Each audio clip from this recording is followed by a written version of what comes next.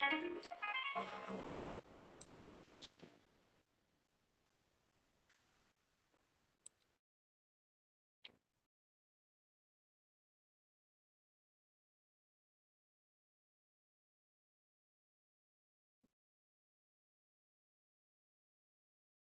evening to one and all. A warm welcome to second day of 8-day FDP and 67th International Workshop on Life Lessons from David Hume. Golden Jubilee Year of NEHU, May 2022 to May 2023. International Workshop Series, a series of 100 programs every Saturday, 5 to 7 p.m. Look up, aim high, nation first, self next. Jointly organized by Internal Quality Assurance IQAC, Northeastern Hill University, NEHU, Shillong, Meghalaya, and Indian Society for Training and Development, ISTD, Shillong Chapter, Meghalaya, in collaboration with the Department of Philosophy and IQAC MORAN College, affiliated to Dibrugarh University, and the Department of Philosophy, Sri Venkateswara University, SVU, Tirupati, Andhra Pradesh. A warm welcome to today's keynote speaker, my guru and collaborator, Professor P. Chinnaya sir, Professor Prabhasankar Shukla sir, Honorable Vice Chancellor, Northeastern Hill University, Honorable Vice Chancellor, Raja Reddy sir, Sri Venkateswara University, Professor Mithali Kaur ma'am, Principal, Moran College, Dr. Rajendra Prasad Bartakur sir, IQAC Coordinator, Moran College, Dr. Srutasini Gogoi Madam, Head Department of Philosophy, Workshop Coordinator, Moran College, Professor B.S. Mipun sir, Chairman ISTD Shillong Chapter, and Professor A.S. Dikshit sir, Director IQAC, NEHU Shillong, and noble participants, a warm welcome to one and all. Teachers, scholars, students, policymakers, administrators, everyone. There are n number of ways to learn many things: formal learning, non-formal learning, informal learning. So we have 5 sense, 6th sense, 7th sense also. Those who have intuition, doing meditation. So philosophy is mother of all sciences. Yesterday in the inaugural address and the keynote address, Professor Ivadani CMM and Professor Chinnaya sir mentioned rightly, there are n number of things to also to propel. Being a teacher, we need communication skills, life skills, soft skills, hard skills, entrepreneurship skills, 21st century skills, global skills, classroom management skills, leadership skills. So humanity and human values are also very, very important. Utilitarianism. Here, David Hume, a British philosopher, extraordinary. So I'm going to share that during my PowerPoint presentation, some videos, some text, some images. Professor Chinnaya sir is an extraordinary philosopher. In general, philosopher, they speak only one philosopher or one topic. But Professor Chinnaya sir can speak any topic. More than 4 decades, maybe some participants are new to our programs. Last 18 months, we are continuously organizing the n number of programs. This is 240th program. Professor Chinnaya sir delivered this many number of keynote addresses on various topics. My humble request to the participants, please, you can interact as much as possible, whatever you want. Even beyond the topic also, sir is ready to share whatever you want. Our duty, the main purpose of our program is sharing knowledge, whatever we have. Skills, competency, capabilities, opportunities, the right platform to share innovative information. With this, a warm welcome to one and all. Professor Chinnaya sir is going to uncover the covered things of David Hume, extraordinary philosopher, n number of things. He touched emotions, mind, love, imagination. Really, I surprised. Because of this program only, I also learned many things. And today also, I read so many articles, journal articles published in Scopus, n number of good information. I'm going to share. I'm a teacher of education. I know how to teach, how to learn, because we are specialized pedagogy, andragogy, and heterogogy. So I have both philosophy, ICT, and education. I'm from science background, Professor Chennai sir also did B.Ed, M.Ed. So that is why the way we can teach, we can share is different than any other programs. So please utilize our services, grow, and others also it better to allow to grow. This is our motto. Thank you very much. Now, as usual, we start our program with Vande Mataram. Then Professor Chennai sir will deliver keynote address.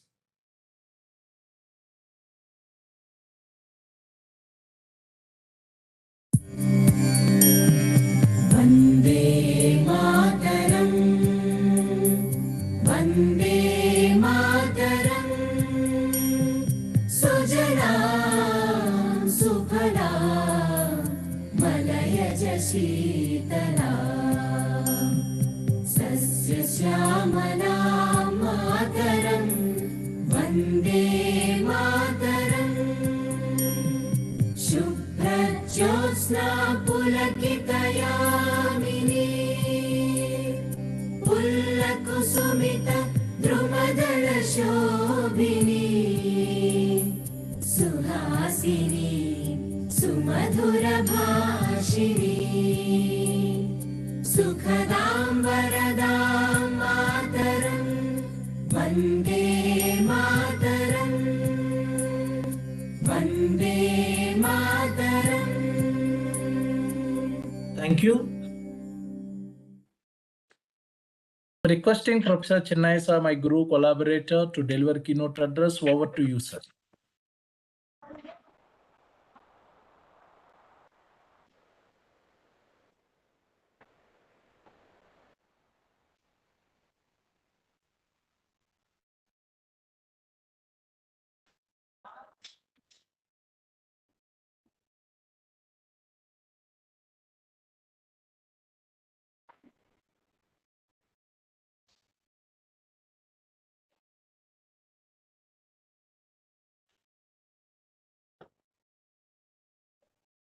Respectable coordinator, Dr. Amreshwar, who is the organizer for this program and who is actively organizing this program's very nice manner, and all the participants of the program.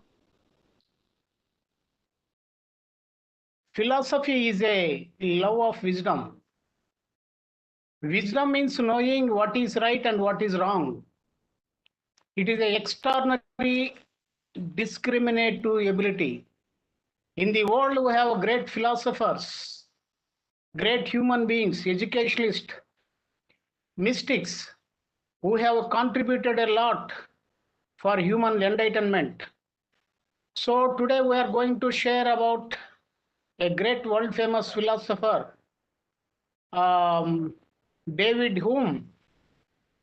He belongs to Scotland. So England, Scotland, Ireland. Here he belongs to Scotland. He studied in Edinburgh University. He is a philosopher of enlightenment. So he born in 7th May 1711. He died in 25th August 1776. So he said, causes and effects are discoverable not by reason but by experience. He is relating with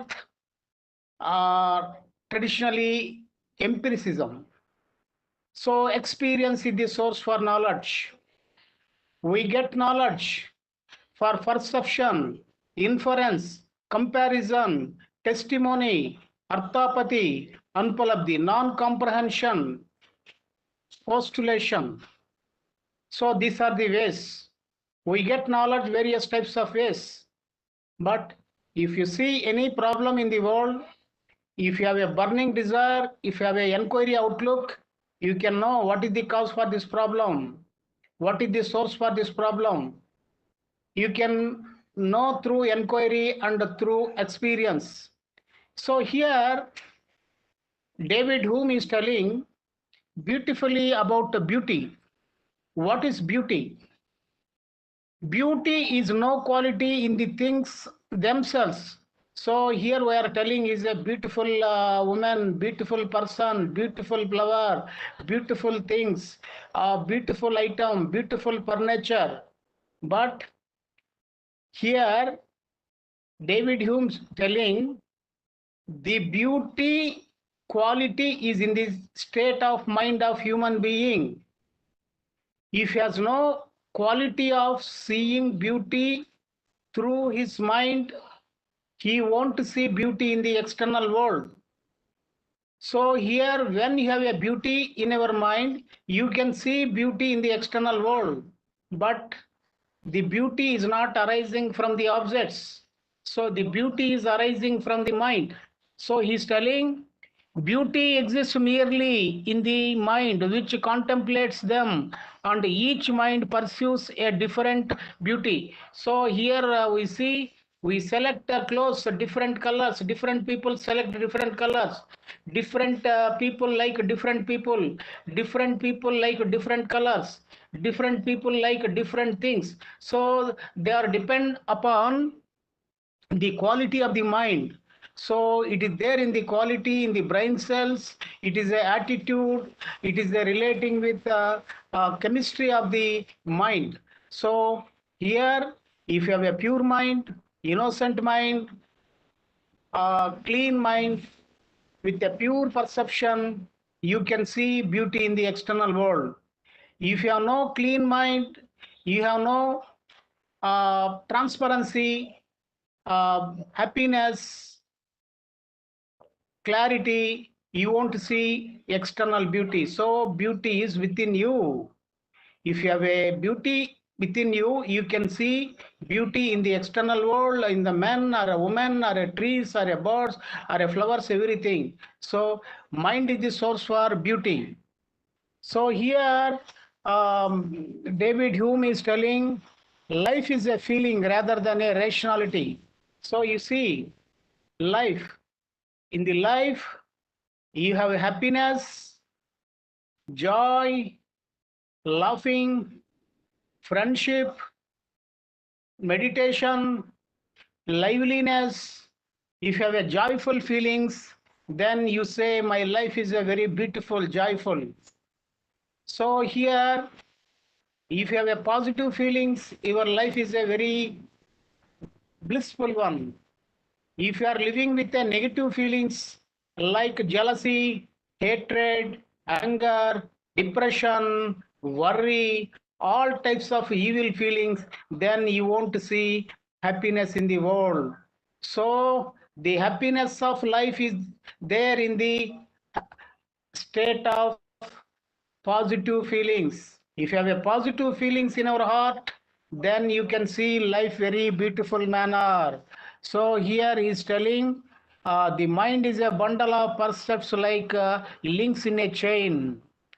So here happiness inclines us rather than to the pleasure of the society and conversation.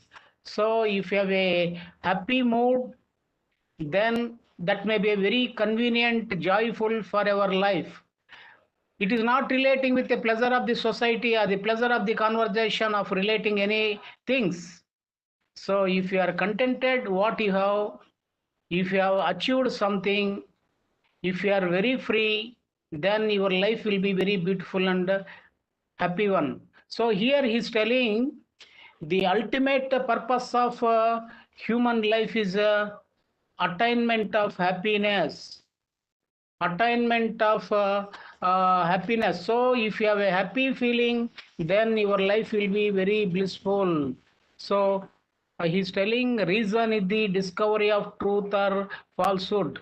So here he is telling reason is the slave for passions.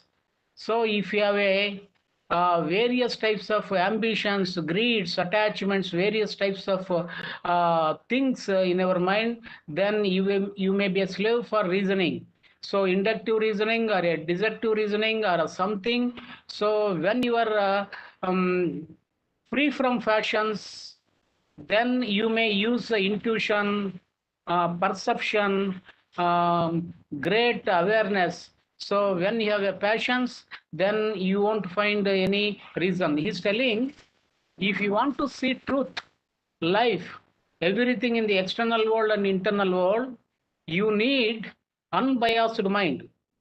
So he's telling, if you want to judge any object or a thing or a issue or anything in the life, you should be free from partiality. You should be free from all types of impurities. Don't have any preconceptions. Don't have illusions, hallucinations, dreams, all types of recorded images.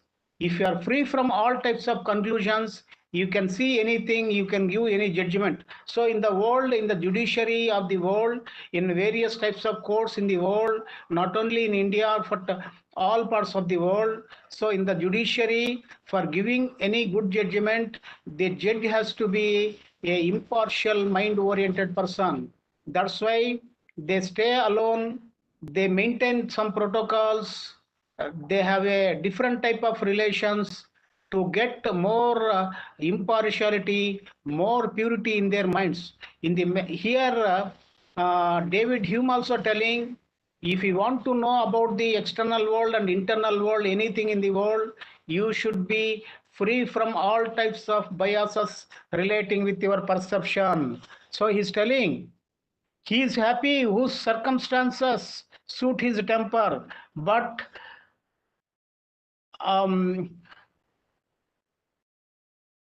the more excellent who can suit is his temper to his circumstances.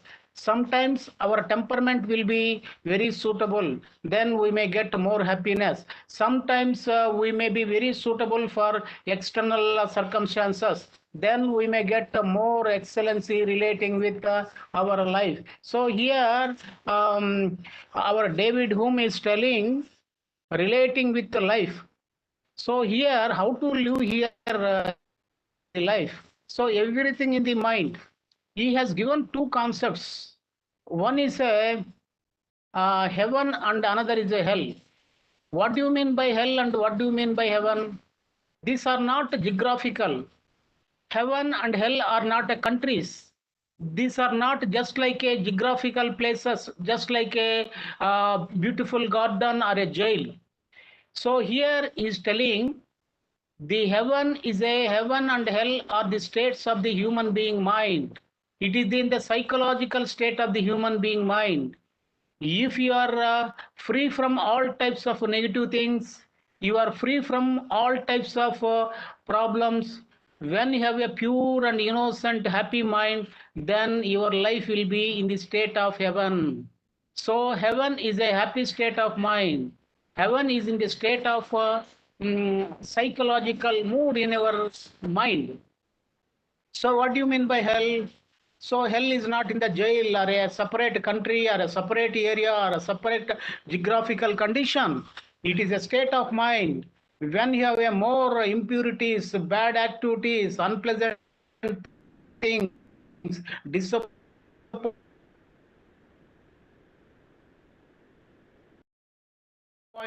depressions, all types of evil of your mind, then your mind is in hell. So if you want to live with a heavenly life in the world, don't have more desires. Be content what you have. Clean your mind. Be pure. Maintain your mind just like a pure mirror. Then you can see every day the heavenly mood of human being life. So if you have more problems, all types of evil things, so disappointment, jealousy, cunningness, cruelty, wickedness, all types of negative thoughts if you have in your mind itself is a hell. So here in the life, we have a heaven and hell. If you have a pure mind, your life is in heaven. If you are impure and complicated and negative and destructive mind, then your mind itself is a hell. So here David Hume is telling another beautiful things. What are the richness of human being life? So you may have the lands, sites, plots, bank balance,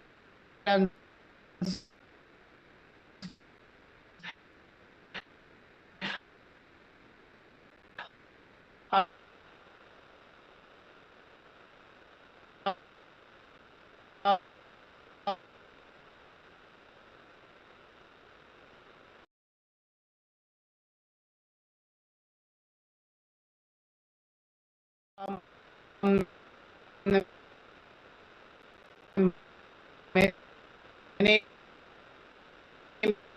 many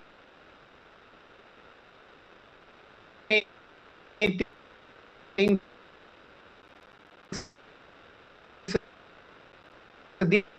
These are relating with your uh, uh,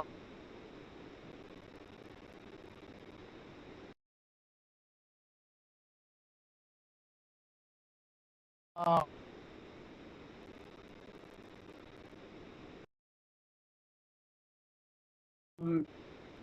possessions of things. So here we have we have a questions relating with time. Our house, our land, our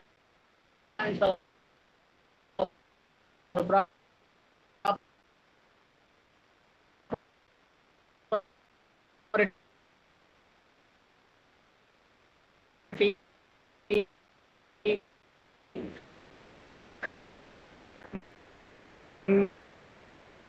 no,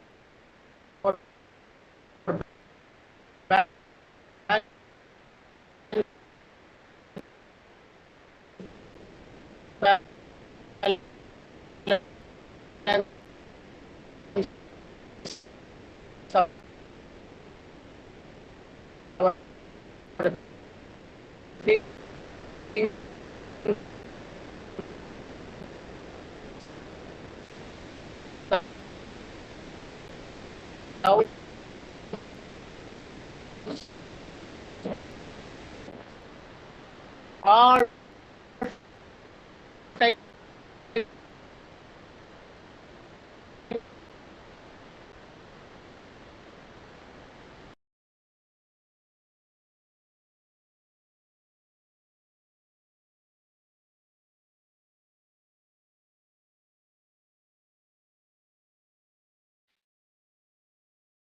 I think some network issues or will join again. Just only for 1 minute.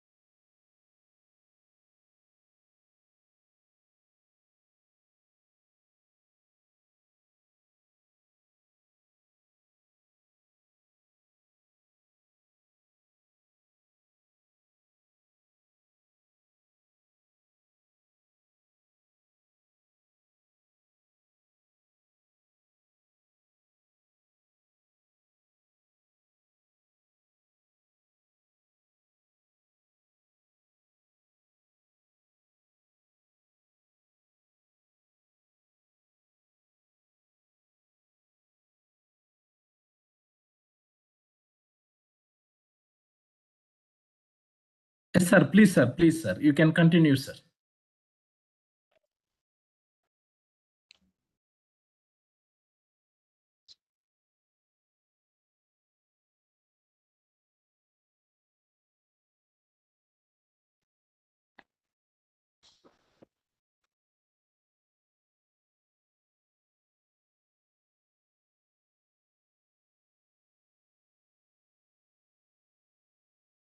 So in the human being life, we have a psychological happiness and a psychological poverty.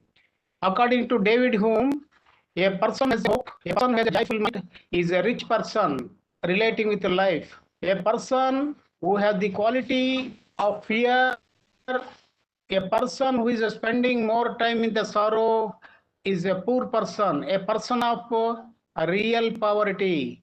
That's why don't cling to fear and the sorrow. The fear and sorrow are created by human being thought.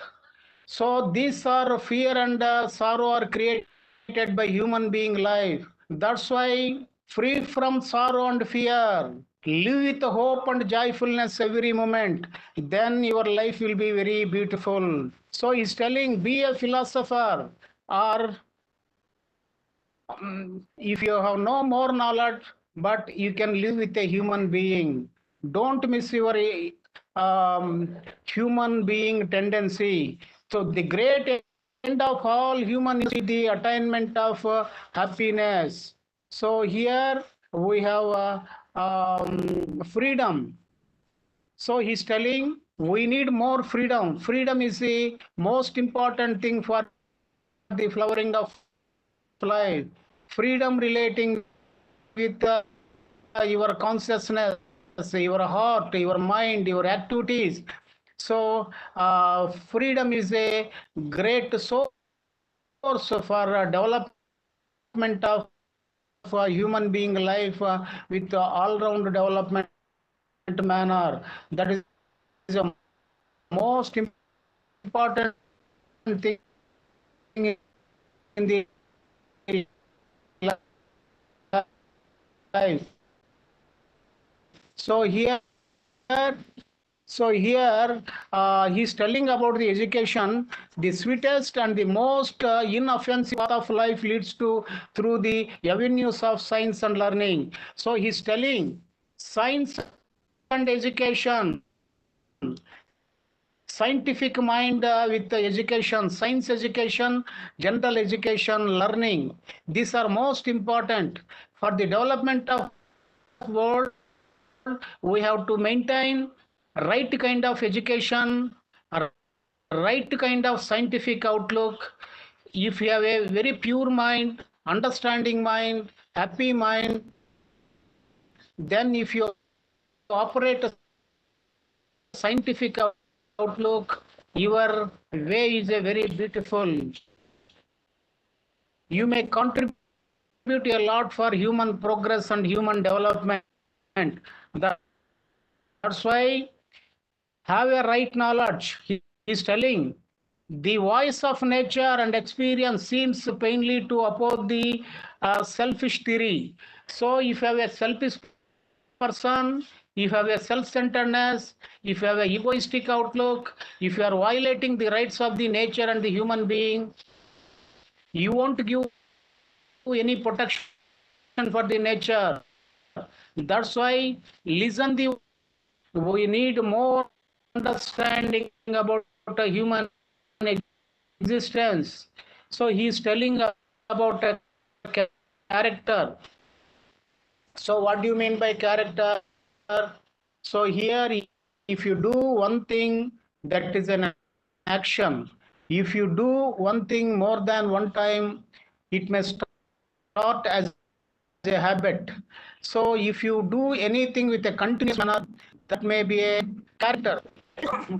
So if you start continuously your actions without any gap, then your character may decide the fate of your life. That's why have a right habits. Take more care on using your habits. If you have a bad habits, you can eliminate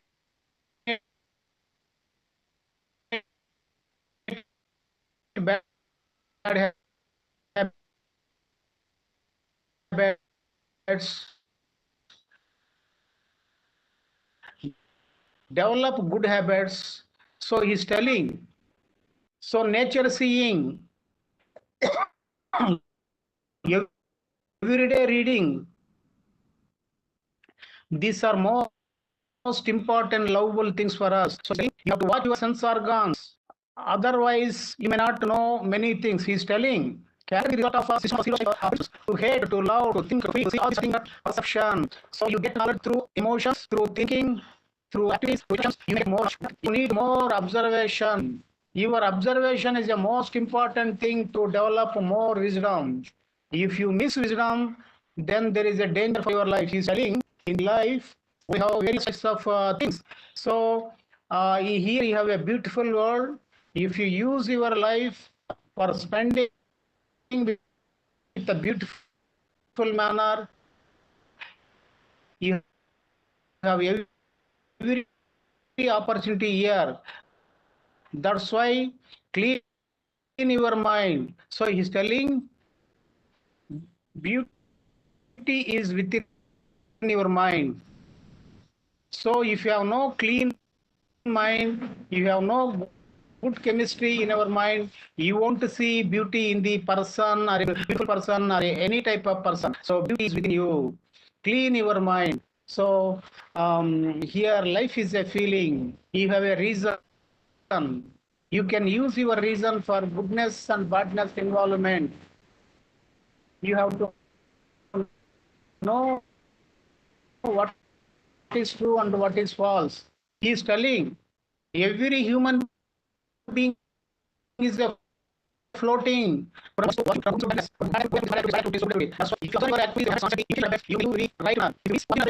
Then you may lose everything. So here, relating with your mind, be careful about your thought process. Be careful about your emotions. Watch constantly your thoughts and emotions. Use your positive thoughts and positive emotions for happiness. Avoid and keep negative thoughts and negative emotions with the help of the quality of observation. Then your life will be very beautiful. Amreswar, I concluded the speech. Thank you, sir. Thank you very much. Now I am requesting noble participants to interact with Professor Chennai, sir. Over to the participants.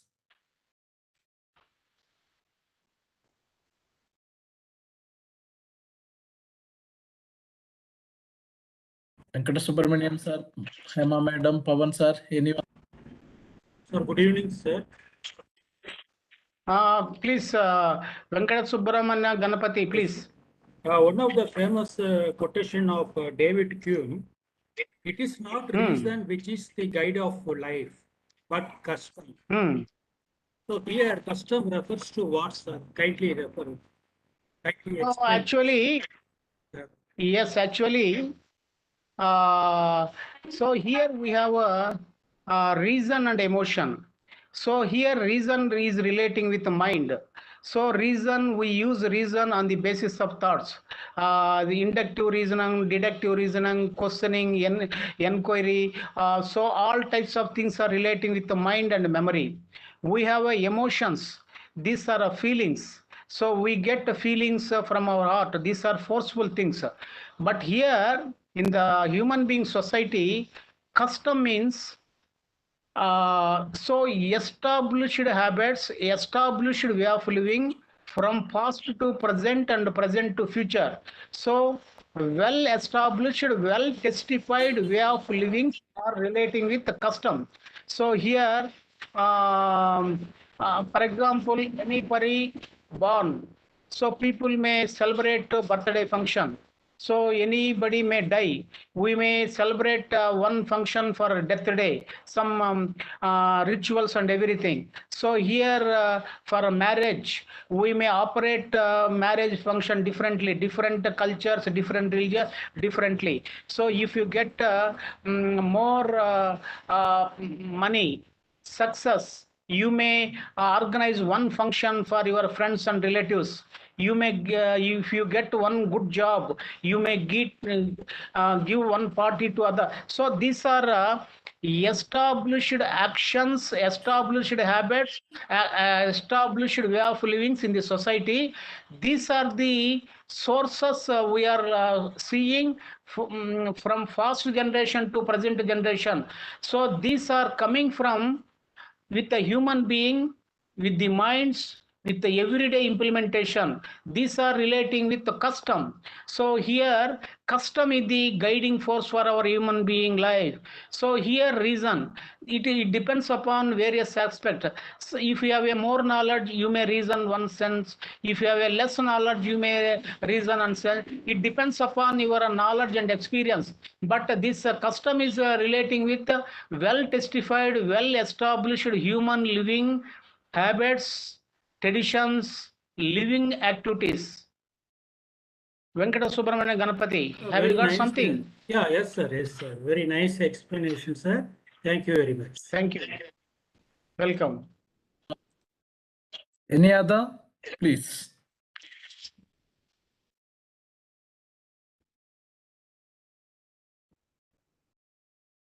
Hema Madam, Pavan sir. Very good evening to Professor Chinnai sir and Amar sir. Thank you so much Welcome, for organizing please. such a nice session, sir. Sir, Very nice. as according to Hume, what are the two kinds? That is external impressions and internal impressions. Can you please throw some light upon these two kinds of philosophy, sir? So here you have external impressions and the internal impression. Means the external impressions are relating with external behavior of the human being. So these are relating with human interactions, nature, activities, life. So all surface earth interactions relating with life. So if you see a beautiful garden, you may get a beautiful impression. So if you see a dead body, you may get one type of impression. If you see a world war, you may get one type of thing. So if you celebrate one type of joyful program with your friends and relatives, that may have one type of program with external interactions.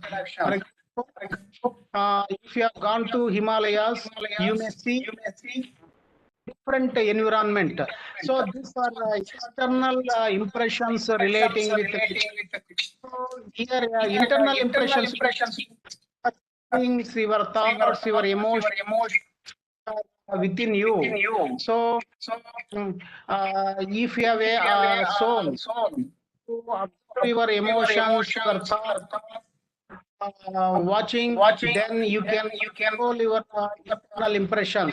So internal impression means you may get knowledge from external and internal, but any source is a good observation. Then your life and your knowledge will be useful for society and yourself. Yes, sir. Hema garu. Yes, sir. I have one more very small doubt, sir. What are necessary connections, sir? What is the meaning of necessary connections as per philosophy of David Hume, sir? What is the necessary? You ask what is the necessary for what? Necessary for necessary connections for human life, sir. Human life. Okay, beautiful. So I have some scope for asking question. But he's telling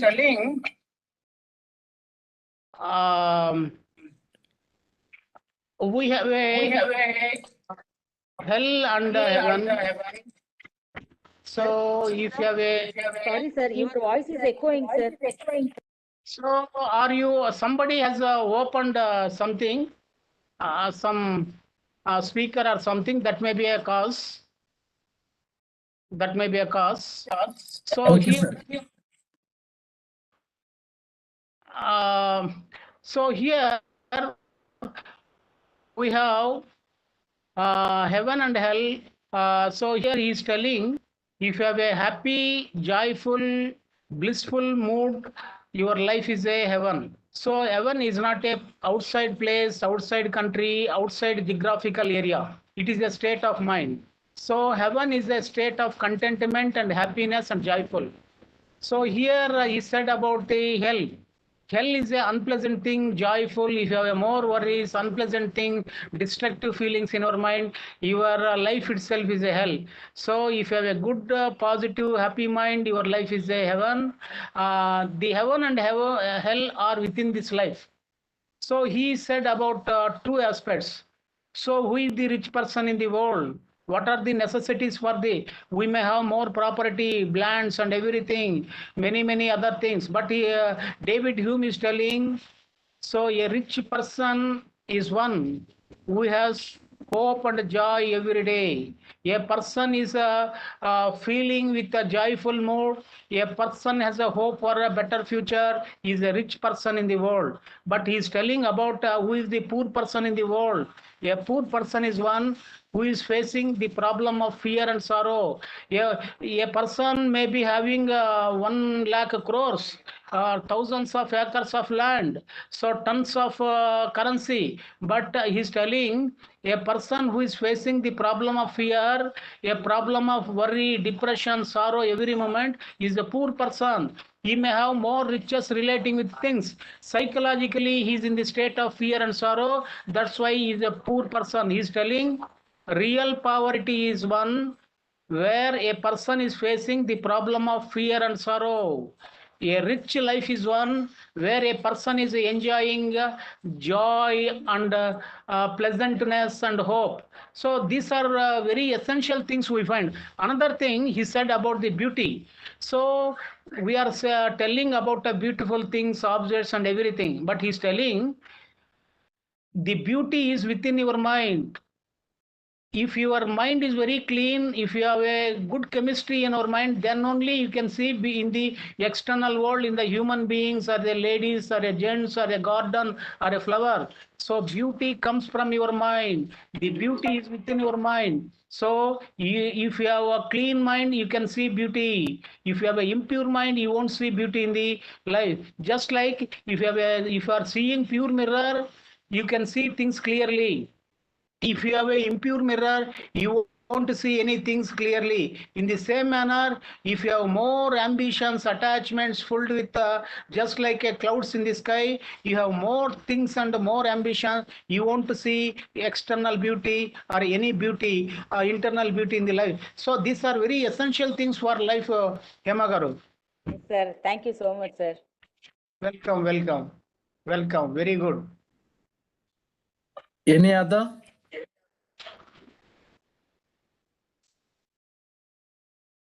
Pawan sir? So for any state, any person, anybody, Deepalata you Gupta invite. madam. Yes sir. Deepalata Gupta madam, Lakshman Rao sir, Bhupesh Debarma Or any state, any person. Bhupesh Debarma sir.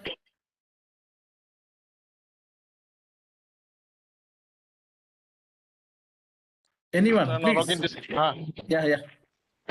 Noroginti sir, namaskar. And Chinna sir, Namaskar. You are from which place, sir? Assam, sir. Biswanath Fairly, Assam. What are you, sir? From Bihali Degree College. Sir, I want to know, yes. You have talked about the use of reason. So in the backward societies, we see that there is the problem of superstitious beliefs in most of the backward places. So what should be your suggestion to reduce the superstitious beliefs by applying the reason? So here we have a faculty of reason, we have a faculty of emotion. So through faculty of reason means the reason is coming from the mind. How we get a reason? Through eye, ear, nose, tongue, skin. We get information from various sources, the pictures, the sounds, the smells, the tastes, the touches. So these are included in the brain. So the psychological part of brain is a mind. The physiological part of mind is a brain. So through mind, we get various types of thoughts. Thoughts are the sources for reasoning, inductive reasoning, questioning, answering. So here we may use a reason for many things, but on the basis of our reasoning, we may express emotions. But here, to avoid superstitions, to create order in the society, so this reason and emotion is not suitable. So here in the human body, these are the some centers in our human body, the mind and the heart, emotions and the reasoning.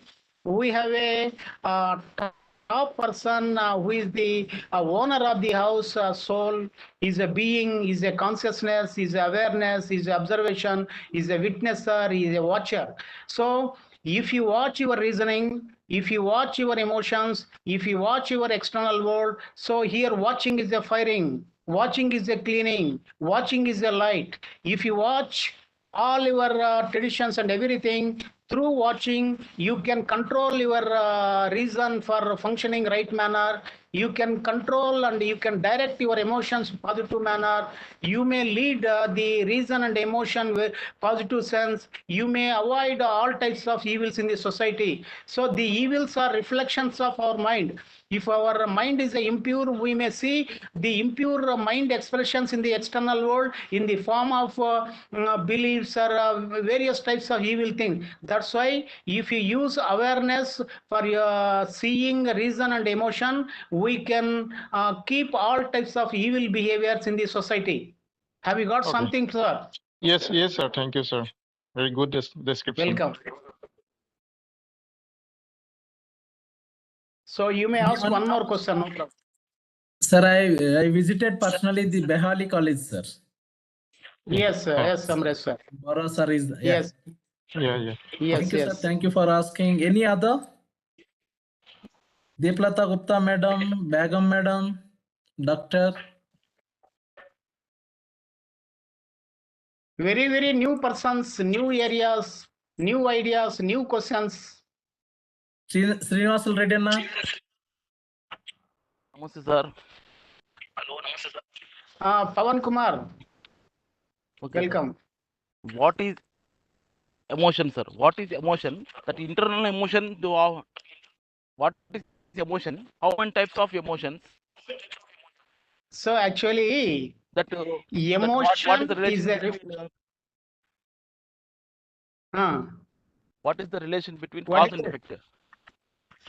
What is that emotion cause and relations? Some example, tell me, sir. Okay. So here, your own experiences. we don't need any own experience things. This is a international conference. I may say with a authentic manner, with a human beings point of view. So if you have a thoughts, the thoughts may operate in the form of heart and emotions. For example, if you have seen one joyful friend, you got a joyful mood. That joyful mood you may see in our heart in the feeling manner. For example, we have lost a very beloved person in our life. Then we may create tears. So for that also, for coming tears from our body also, we need emotion. So here, on the basis of thoughts, we get emotions. Emotions are in the state of arts. Here we have a positive emotions and the negative emotions. So if you operate positive thoughts means doing good things, talking good manner. Negative thoughts means all evil things, evil ideas. So if you entertain negative thoughts in our heart, we may get negative emotions. So jealousy, anger, destruction, all types of evil things. That's why, so for rising emotions, we need the source of thoughts. We have a interconnection. So thoughts, we may use thoughts, the reasoning quality. For emotions, the driving forces. If you have a thoughts, automatically the thoughts will create emotions. So these are driving forces. For example, if you have a angry feeling, that feeling we find in the heart expression. So this is the relating with emotions. Here cause and effect means if you have given very pleasant talk, other person give the same type of pleasant talk. If you beat one person, the other person also beat you. If you give some sweets to other person may give you. So if your behavior is good, you may get positive effect on the basis of. So here, if the cause is good, effect is good. If a cause is bad, effect is bad. If a seed is good, you can find a good plant. So our actions are responsible for our effects. That's why we have to take more care on our thoughts and emotions. If you use only positive thoughts and positive emotions, we may give positive effects in our life. Amare sir. Yes, sir. Yes, sir. Any other, Pavan sir? Do you have Over, any? Amresh sir. Yes, sir. Yes, sir.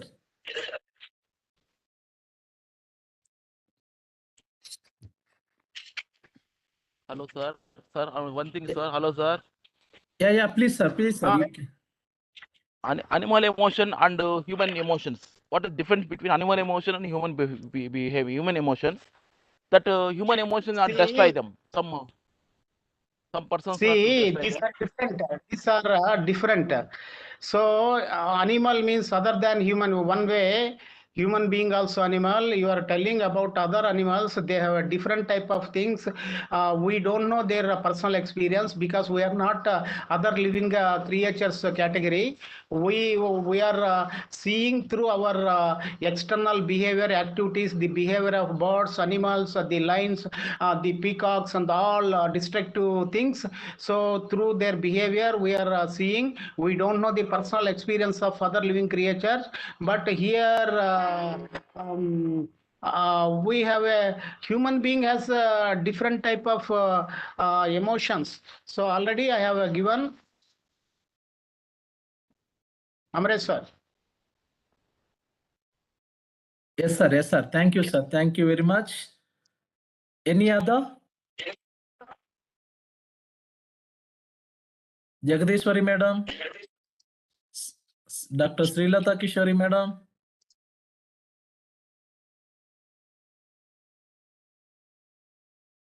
Okay, I think if you don't have, I can. Sir, I read some article. David Hume, even though is empiricism and skepticism, but utilitarianism is also empiricist. They mentioned like this. What is the connection here? David Hume's utilitarianist view, sir. So here you see, he has given two concepts. One is a heaven and another is a hell. Another is a richness of life and the poorness of life. A richness of life is a person living with hope and joy. A poorness of life is a person who is living with fear and sorrow. But he is telling for right life and wrong life, for happiness, happy life, unhappy life, only use the psychological senses. So for happiness, only joy and hope. For unhappiness, use the two words fear and sorrow. So here, in the utilitarianism, it says your actions are responsible for your happiness and unhappiness. If your actions are very good, automatically the proportion of good activities you have performed, in the same proportion you get a positive actions. If you have done very negative actions with a high level, you may get results also in the negative level in the same proportion. So in the utilitarianism, the quality of action is the most important. If you are doing very good thing, your life will be very blissful. If you are doing very bad thing, your life will be unhappiness. This is the content of utilitarianism. So here David Hume also telling the ultimate aim of human life is a attainment of happiness. So here you have a purity. So the beauty is within you. That's why You have to understand your life very carefully. You have to purify your life, do all the good things. So here he is also telling, be lively, be joyful, be hopeful, avoid and free from sorrow and negative things. So beauty is within you. You recognize your inner beauty. So your joy is within you. Your contentment is within you. So follow this. So we find the principles relating with utilitarianism in the principles of David Hume. If you go very deeply, so he is also promoting. So only hell and heaven are geographical countries or any areas. They are states of mind. You have a happiness, your life is a heaven. If you have a unhappiness, then your life is a hell. So these are relating with utilitarianism. So these are relating with the life, Amreshwar. Thank you, sir. Thank you very much for wonderful keynote address and deliberation, sir. So with your Thank you, permission, Amresh. may I go for presentation, sir? Yes, please move, Amreshwar. Thank you, sir. Good evening to Professor Chennai, sir, my guru, collaborator, keynote speaker, and noble participants. Life lessons from David Hume. Actually, Professor Chennai, sir, rightly mentioned about n number of philosophers and schools of philosophy, thoughts of philosophy. Here, how you can use your senses. So I'm going to share a few things here. The outline of the presentation, introduction, learning outcome, life lessons from David Hume, and conclusion. Learning life lessons from David Hume for personal and professional development. Here, teachers. Before going to actual our topic, I would like to show you a nice video, The Power of Eagle Mindset. Because here, the empiricism, how you can utilize the senses to get knowledge, acquire five sense organs, even sometimes sixth sense, seventh sense. So everything, Professor Chennai sir rightly mentioned the previous programs, the World War I and World War II are because of the thoughts only. So it is our duty to control Chittarutti Nirodha Yoga, thoughtless minds. Whenever some thoughts are coming, how you can observe, how to observe, how when you are started to observe at the end of one video mentioned already I showed 2 years. One person approached the Lord Buddha. He have some queries before going to die. He want to get answers for those queries. But another disciple already is doing meditation. He was laughing by seeing this disciple. So it is not possible. Please, you ask whatever you want to ask. After 2 years, nothing to be. So here, when you are started to doing meditation, watching your mind again and again, and at the end of second year, you will get answer by yourself. No need to ask anyone. So self-knowing, self-learning, self-interest, self-motivation, self-evaluation. So attainment, enlightenment. Lord Buddha also got in the same way. There are n number of ways. So better, maximum people are under the control of their minds. So sorry, less number of people. Maximum people are, they are just following what they. So it is not good to do what you want. Better listen the inner soul. Here, soul, heart, mind. These things are we are using synonymously sometimes, but soul is always inner soul is very important to listen your inner voice. Just before starting this program, I read one article regarding this Air India incident. One Misraji arrested by the police in Bangalore in Air India incident, two incidents. See how they are because of alcohol. After consuming alcohol, they are not in a position to what they are doing. This is because of their mind. So what type of what type of life you want? It is based on you only.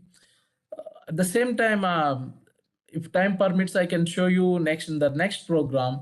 You are the sculpture, you are the stone. So it is your duty. What type of sculpture, stone or a figure you want? So everything is within you, not outside. Professor Chennai sir also mentioned the same thing. Happiness is a state of mind. Osho also mentioned the same thing. Nothing to do, nothing not to do to be happy. It is better to you decide yourself to be happy. So after seeing this video, the powerful, maybe some of participants, they watched already, the power of eagle mindset. You can understand it is better to be like an eagle, think like an eagle, do like an eagle.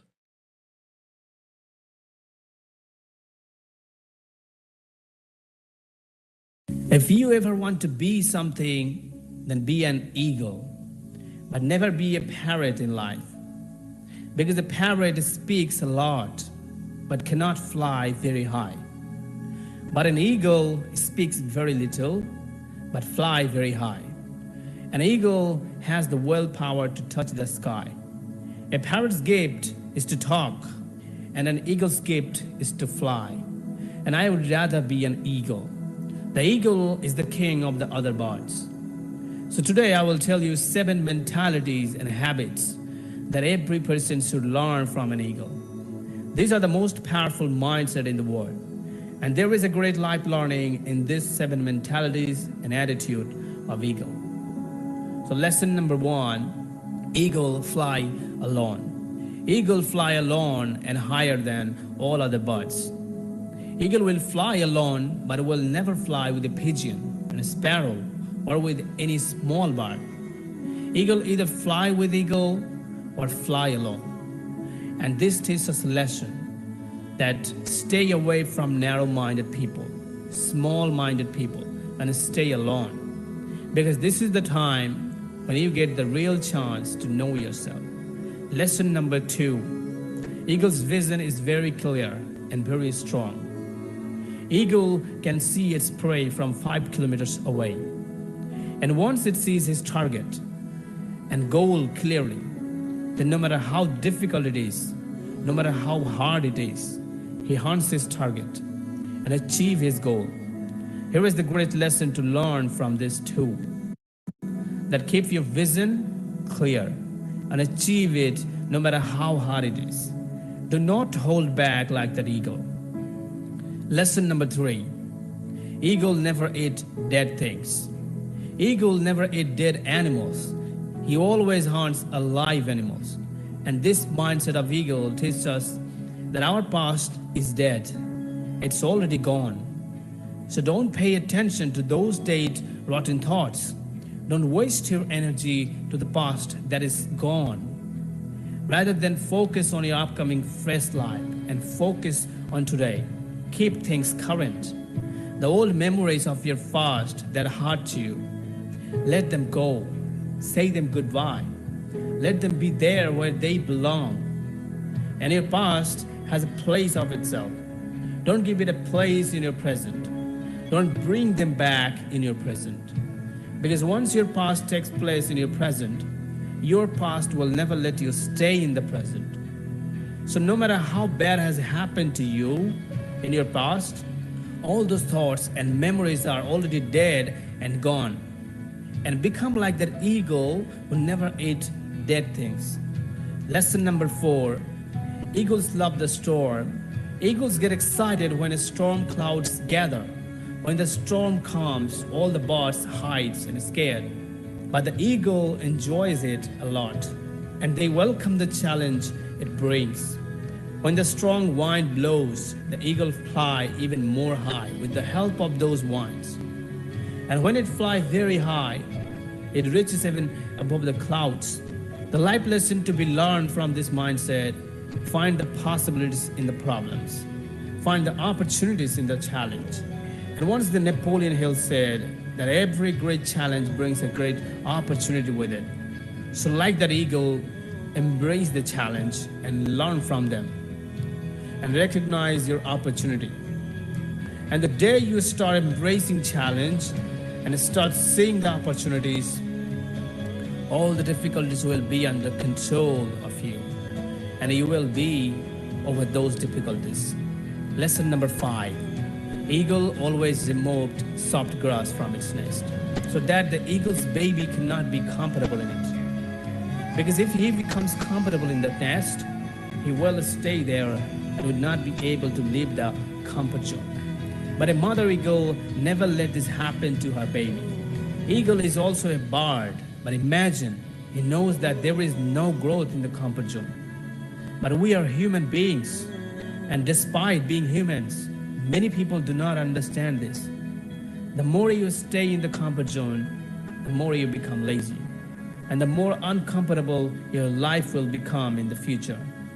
Lesson number 6, eagle tests the power of commitment before it trusts. When a female eagle meets a male one that they want to mate, she tests the male eagle's power of commitment. So she picks a twig and flies very high. Once she has reached a height high enough for her, she lets the twig fall to the ground and tells the male one to catch it. The male chases after the twig. The faster it falls, the faster he chases it. He has to catch it before it falls to the ground, because if he fails to catch it, he will lose our trust. The lesson we can learn from this mindset is we must have to test the commitment of people we intend to partner with, the people we hire. Establishing trust is important in relationship. Lesson number 7, eagles love the painful process. At the age 40, the eagles become old. The eagle has to make a painful decision at that moment: die or go through a painful process of rebirth, which will extend its life for 30 more years. This process involves the painful task of knocking out its own beak and plucking out its talons so that new ones can grow. This entire process takes about 5 months to complete. The life lesson we can learn from this mindset is, if there is no pain, there is no gain. Many of us want success or change, but without the sacrifice, hard work, disappointment, and heartbreak, it is impossible. To survive and grow, we must be willing to change. And sometimes we may even need to go a step further. A death of the old self and a total rebirth.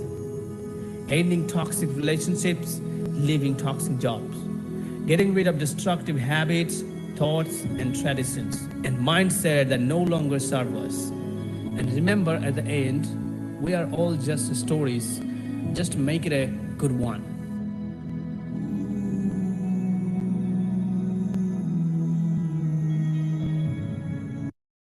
Very nice video. It is our duty to come out from the comfortable zone. Zone of proximal development is also there. But maximum people, our mindset, especially Indians, we are feel proud at the same time, but our mind, we are always trying to be in the comfortable zone. Even parents are also, they train their children to be in the comfortable zone instead of encouraging them to take risk and challenge, because this is our culture. We are following our culture. But if you see the foreign and the foreigners, they always want to take risk and challenge. So David Hume, born May 7th, already Professor Chennai sir mentioned, and April here, old style, April 26th. And 1711, Edinburgh, Scotland, died August 25th, 1776. Here just for 66 years, 65 years. Scottish philosopher, some are they can mention a British philosopher, historian, economist, essayist, and known especially for his philosophical empiricism and skepticism. Here, empiricism is just we are how to use the senses, how you can acquire knowledge through senses. Skepticism is a questioning attitude is very important. So those who have courage, so that's why David Hume's, whatever Professor Chennai sir mentioned, very extraordinary and motivational. Here I want to show you, I would like to show you one video, very nice video, the David Hume. Already I mentioned yesterday, word gives single meaning, image gives 1,000 meanings, video gives 1,000,000 meanings. You can learn within a given time maximum things before going to one by one slides.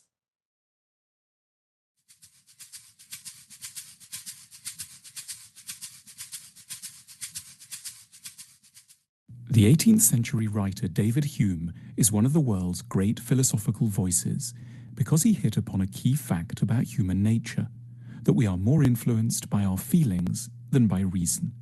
This is, at one level, possibly a great insult to our self-image, but Hume thought that if we could learn to deal well with this surprising fact, we could be, both individually and collectively, a great deal calmer and happier than if we denied it. Hume was born in Edinburgh in 1711 to a family that was long established but far from rich. He was the second son, and it was clear early on that he would need to find a job eventually, but nothing seemed to suit him. He tried law, the vocation of his father and older brother, but soon decided that it was a laborious profession requiring the drudgery of a whole life. He was considered for academic posts at the University of Edinburgh and the University of Glasgow, but he didn't land either job. So he set out to become a public intellectual, someone who would make his money selling books to the general public. It was pretty hard going. His first book, A Treatise of Human Nature, for which he had the highest hopes, met with a dismal reception. "Never literary attempt was more unfortunate than my treatise," he wrote.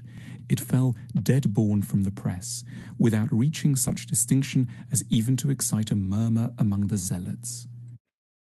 But Hume kept at it, realizing that the blame largely lay with the way he had expressed his ideas, and doggedly training himself to write in a more accessible and popular manner. Eventually, he did find an audience. His later works, popular history books and collections of elegant essays, were bestsellers of the day. As he would say, not without some pride, "The money given me by booksellers much exceeded anything formerly known in England. I was to become not only independent, but opulent." Hume's philosophy is built around a single powerful observation, that the key thing we need to get right in life is feeling rather than rationality. It sounds like an odd conclusion. Normally we assume that what we need to do is train our minds to be as rational as possible, to be devoted to evidence and logical reasoning, and committed to preventing our feelings from getting in the way. But Hume insisted that whatever we may aim for, reason is the slave of passion. We are more motivated by our feelings than by any of the comparatively feeble results of analysis and logic.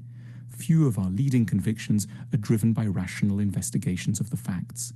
We decide whether someone is admirable, what to do with our spare time, what constitutes a successful career, or who to love on the basis of feeling above anything else. Reason helps a little, but the decisive factors are bound up with our emotional lives, with our passions, as Hume calls them. Hume lived in a time known as the Age of Reason, when many claimed that the glory of human beings consists in their rationality. But for Hume, a human is just another kind of animal. Hume was deeply attentive to the curious way that we very often reason from rather than to our convictions. We find an idea nice or threatening, and on that basis alone declare it true or false. Reason only comes in later to support the original attitude. What Hume didn't believe, however, was that all feelings are acceptable and equal. That's why he firmly believed in the education of the passions. People have to learn to be more benevolent, more patient, more at ease with themselves, and less afraid of others. But to be taught these things, they need an education system that addresses feelings rather than reason. This is why Hume so deeply believed in the role and significance of public intellectuals. These were people who, unlike university professors that Hume grew to dislike immensely, had to excite a passion-based attachment to ideas, wisdom, and insight. Only if they succeeded would they have the money to eat. It was for this reason that they had to write well, use colorful examples, and have recourse to wit and charm. Hume's insight is that if you want to change people's beliefs, reasoning with them like a normal philosophy professor won't be the most effective strategy. He's pointing out that we have to try to adjust sentiments by sympathy, reassurance, good example, encouragement, and what he called art. And only later, for a few determined souls, should we ever try to make a case on the basis of facts and logic. A key place where Hume made use of the idea of the priority of feeling over reason was in connection with religion. Hume didn't think it was rational to believe in God. That is, he didn't think there were compelling, logical arguments in favor of the existence of a deity. He himself seems to have floated between mild agnosticism, there might be a God, I'm just not sure, and mild theism, there is a God, but it doesn't make much difference to me that there is. However, the idea of a vindictive God, someone ready to punish people in an afterlife for not believing in him in this one, this he considered a cruel superstition. Hume's central point is that religious belief isn't the product of reason, so arguing for or against it on the basis of facts doesn't touch the core issue. To try to persuade someone to believe or not believe with well-honed arguments seemed particularly daft to Hume. This is why he was a foremost defender of the concept of religious toleration. We shouldn't treat those who disagree with us over religion as rational people who've made an error of reasoning and so need to be put right, but rather as passionate, emotion-driven creatures who should be left in peace so long as they do likewise with us. Trying to have a rational argument over religion was for Hume the height of folly and arrogance. Hume was what is technically known as a skeptic, someone committed to doubting a lot of the common sense ideas of the day. One of the things he doubted was the concept of what is technically called personal identity, the idea that we can understand ourselves and have a more or less graspable and enduring identity that runs through life. Hume pointed out that there is no such thing as a core self. When I enter most intimately into what I call myself, he famously explained, I always stumble on some particular perception or other, of heat or cold, light or shade, love or hatred, pain or pleasure. I never can catch myself at any time without a perception, and can never observe anything but the perception. Hume concluded that we aren't really the neat, definable people reason tells us that we are, and that we seem to be when we look at ourselves in the mirror or casually use that grand and rather misleading word, I. We are nothing but a bundle or collection of different perceptions which succeed each other with an inconceivable rapidity and are in a perpetual flux and movement. Yet, despite being skeptical of temper, Hume was very happy for us to hold on to most of our common sense beliefs, because they are what help us to make our way in the world. Trying to be rational about everything is a special kind of madness. Hume was making a sly dig at Descartes. The French philosopher had died 60 years before Hume was born, but his intellectual influence was still very much alive. He had argued that we should throw out every fruit of the mind that wasn't perfectly rational. But Hume proposed that hardly anything we do is ever truly rational, and yet he ventured that most beliefs are justified simply because they work, they're useful to us, they help us to get on with what we want to do. The test of a belief isn't its provable truth, but its utility. Hume was offering a corrective, which we sometimes badly need, to our fascination with prestigious but not actually very important logical conundrums. In opposition to academic niceties, he was a skeptical philosopher who stood for common sense, championing the everyday and the wisdom of the unlearned and the ordinary. Hume took a great interest in the traditional philosophical topic of ethics, the conundrum of how humans can be good. He argued that morality isn't about having moral ideas. It's about having been trained from an early age in the art of decency through the emotions. Being good means getting into good habits of feeling. Hume was a great advocate of qualities like wit, good manners, and sympathy, because these are the things that make people nice to be around, outside of any rational plan to be good. He was hugely struck by the fact that a person, and here again he was thinking of Descartes, can be ostensibly rational and yet not that nice, because being able to follow a complex argument or deduce trends from data doesn't make you sensitive to the sufferings of others or skilled at keeping your temper. These qualities are the work of our feelings.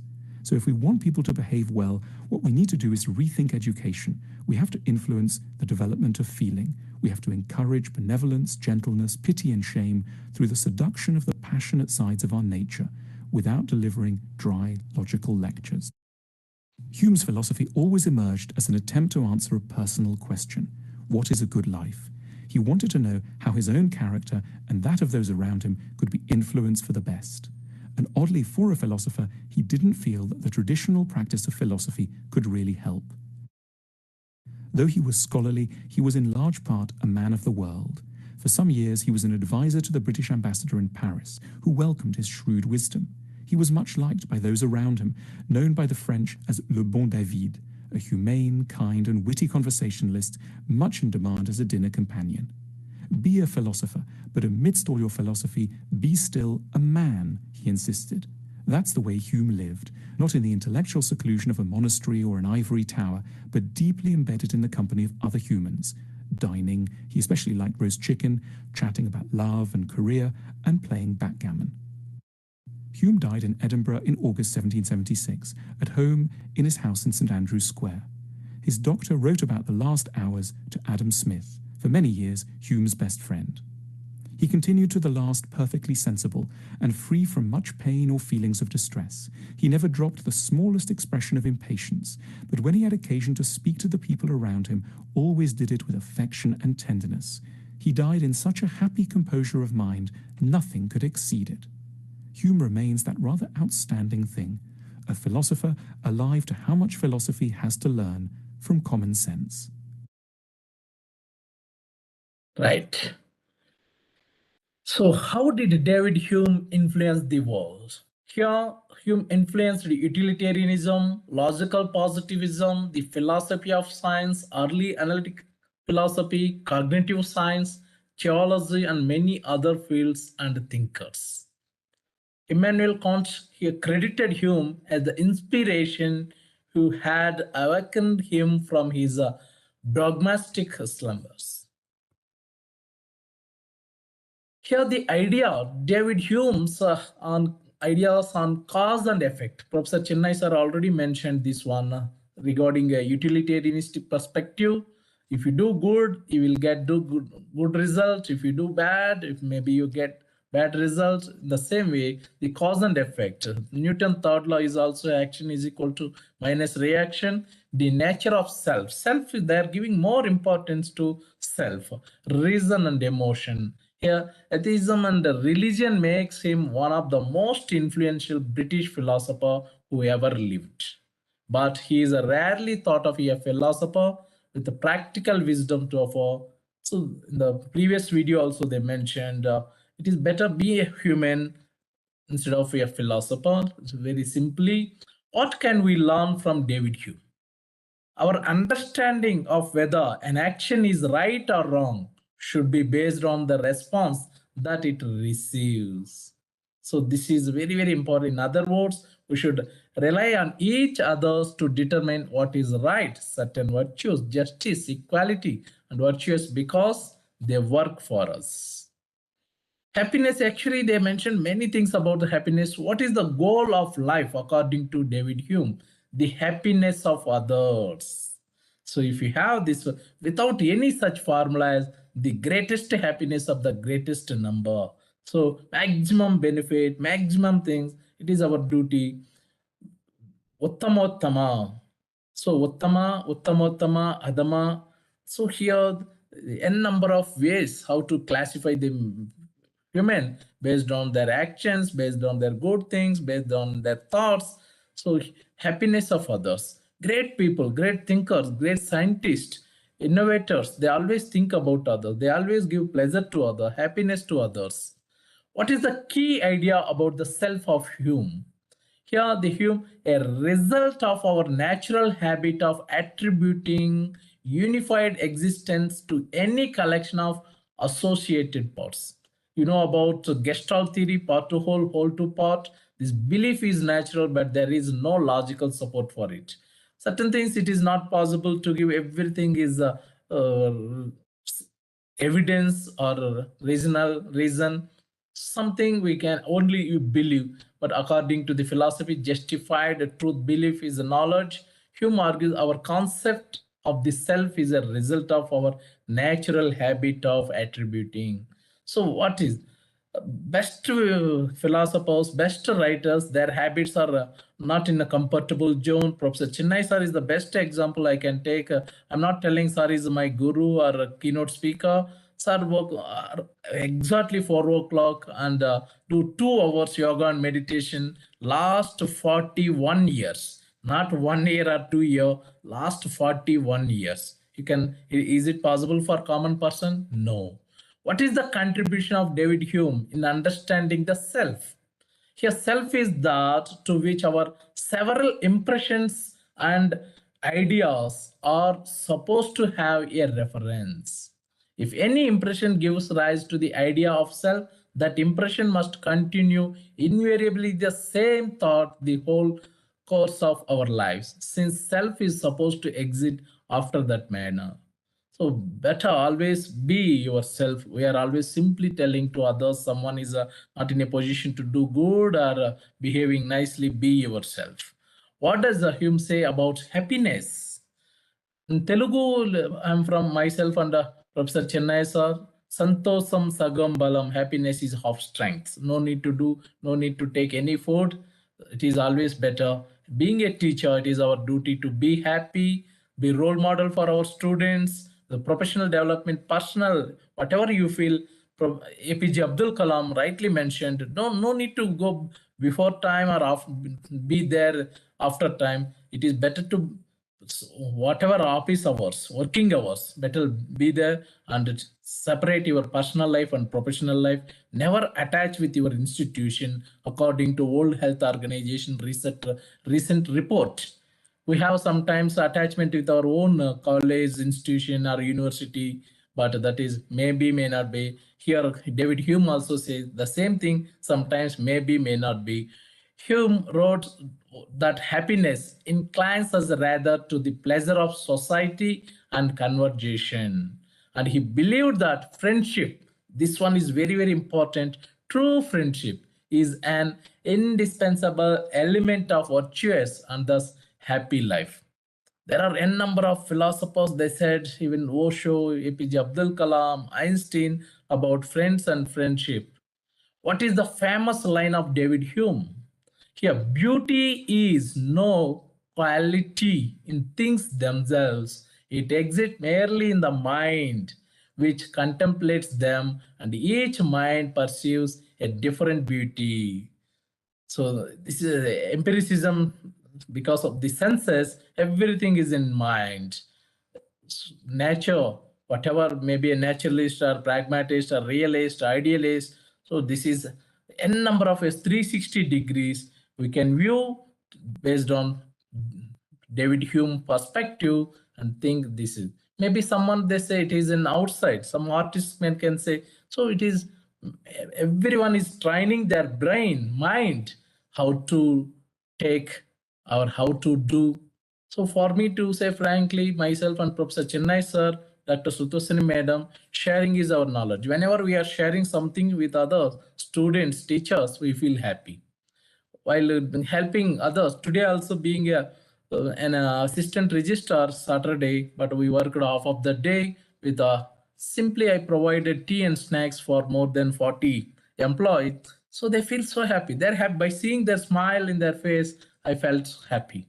So see, this is the happiness of others is a happy for me, an individual. It is I trained in such a way.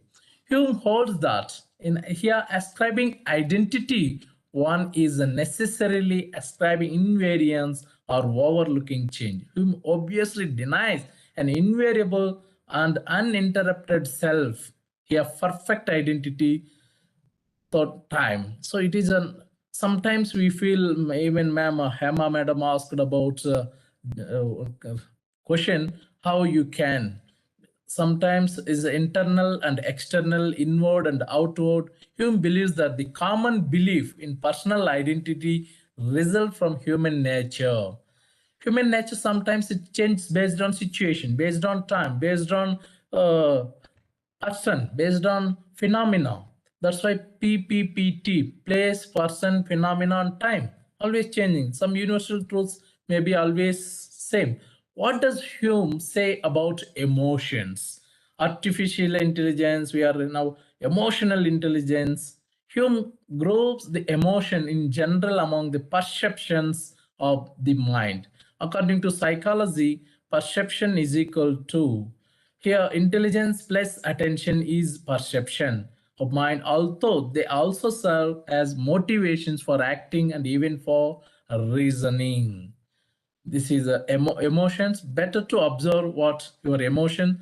Some people maximum they are under the control of their emotions, but some of they control their emotions. So mind is also better. You keep your mind under your control, but not good. You are under the control of your mind. So your mind, it should be under your control. Hume writes, there is no such passion in human minds as the love of mankind. Merely such, no proof of such an universal affection to mankind.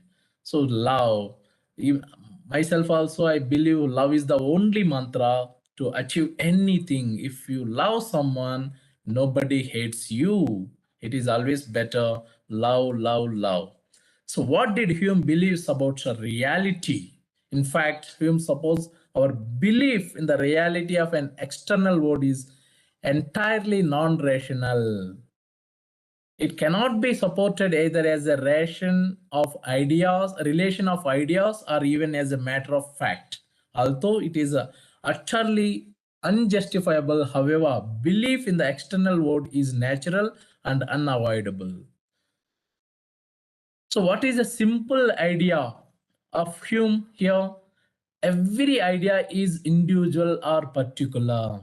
Even in education, whatever the way, just I'm sharing information, Professor Chennai sir said information, but everyone we are perceiving, we are taking in your own way based on your previous knowledge and past experience. That's why always better, not good to stop your learning. Keep on doing, that is a professional development. Be a philosopher. In that video also mentioned the same thing, but amid all your philosophy, be still a man. That's why I told whatever the schools of philosophy, and if whether naturalism, idealism, realism, pragmatism, Confucianism, metaphysics, ethics, aesthetics, better you be a human. Human is the main source is love. Be always better to like others, love others, if possible, help others. No need to do any harm. Generally speaking, the errors in religion are dangerous. Those in philosophy only ridiculous. See, long back, David Hume observed the same thing. Still, the present also, we are dividing our society based on religion. What is happening, going to happen in Pakistan? Maybe they have only 3 weeks of foreign currency, means dollar, for their expenditure to purchase oil or some other needed things. But situation in India is different. Nothing is more surprising than the easiness with which the many are governed by the few. So that's why we need a democracy. The BJP government always telling that it is not good to rule by the father, the son and grandson. Like, so those who have capability, they can rule the country. But earlier, because of this royal family and the system of governance, situation was different. To hate, to love, to think, to feel, to see, all this is nothing but to perceive. What a peculiar privilege has this little agitation of the brain, which we call thought. Think and thought. So thought is very, very important. Whenever the type of seed, it may give the fruit. What type of seed you want, what type of plant. So based on your seed only, you will get result in the same way. What type of thought, whether it is a good thought or useful thought or helpful thought or negative thought or revenge thought, based on your thought only, you will get result. A wise man proportions his belief to the evidence. The heights of popularity and patriotism are still the beaten road to power and tyranny. So this is happening the same at present also.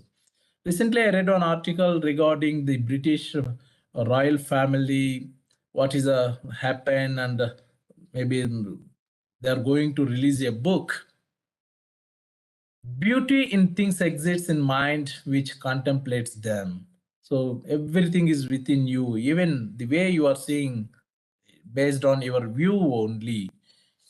Beauty is no quality in things themselves. It exists merely in the mind which contemplates them, and each mind pursues a different beauty. That's why the scientists, these innovators, engineers, great personalities, they pursue differently, they see differently, uncovered by covered things, seen by unseen things. There is no such thing as freedom of choice unless there is freedom to refuse. So this is very, very important. There is no such thing as a freedom of choice unless there is a freedom to refuse.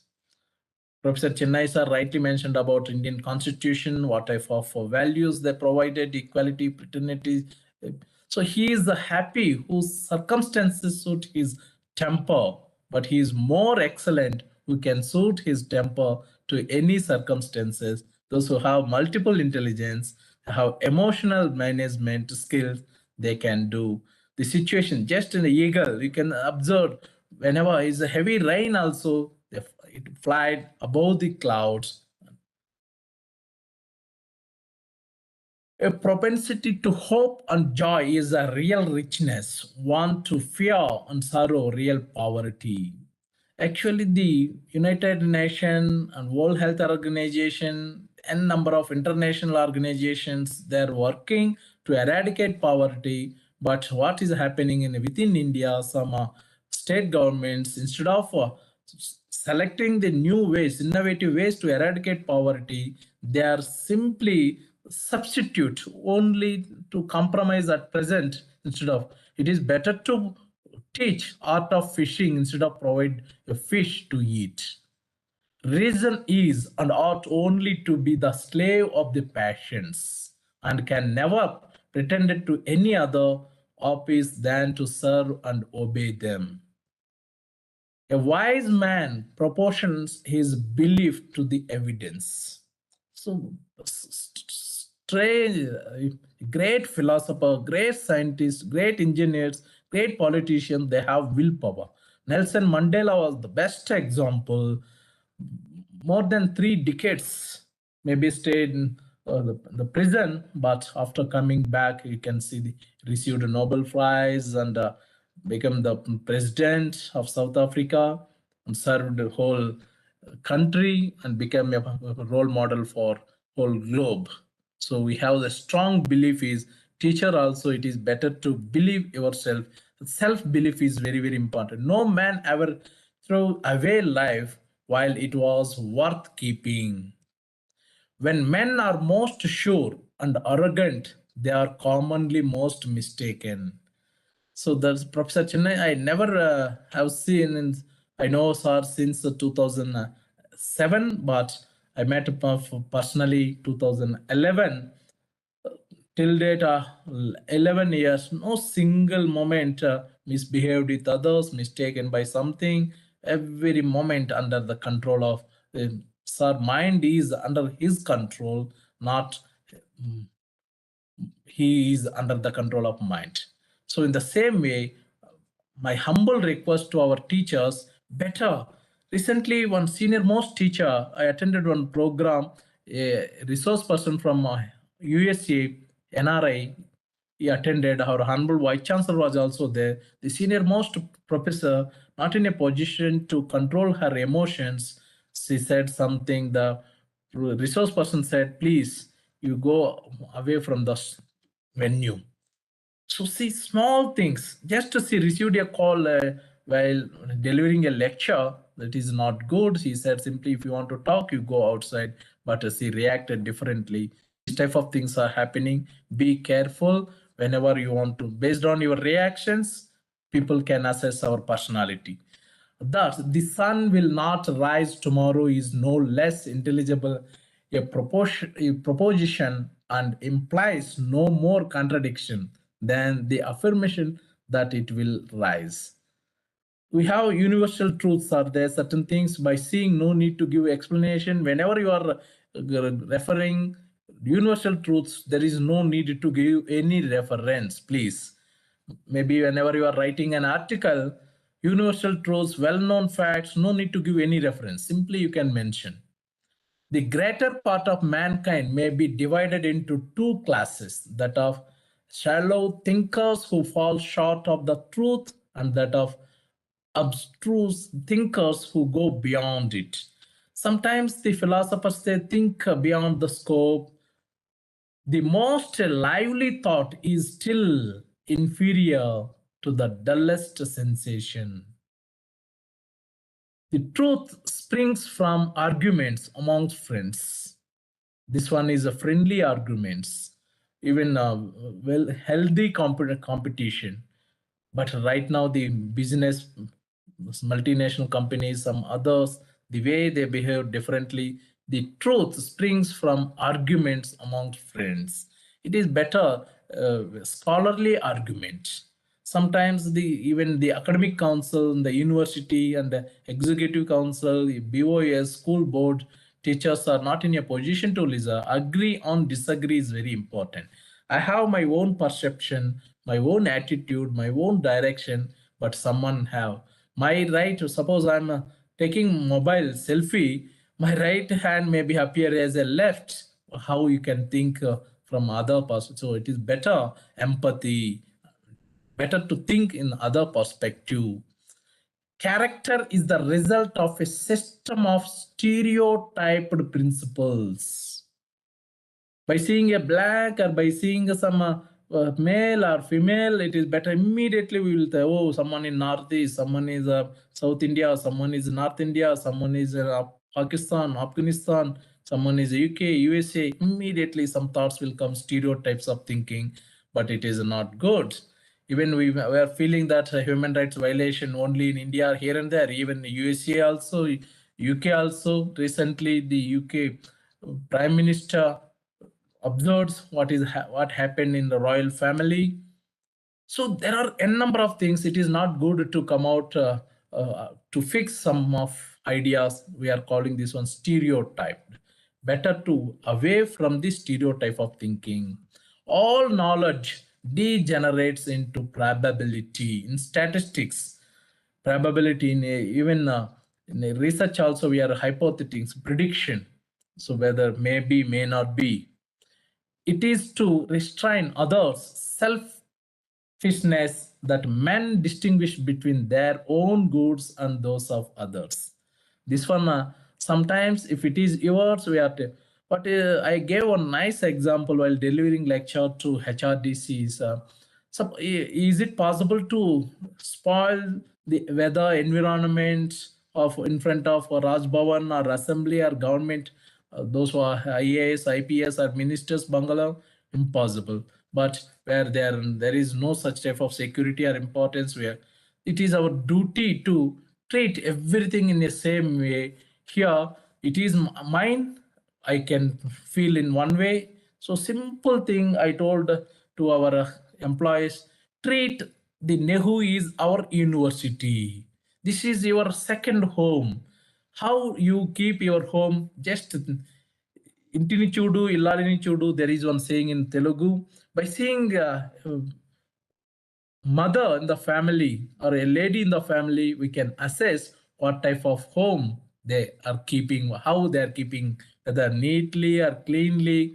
So it is our duty. But some people may say, sir, why only male, why only female, why not for male?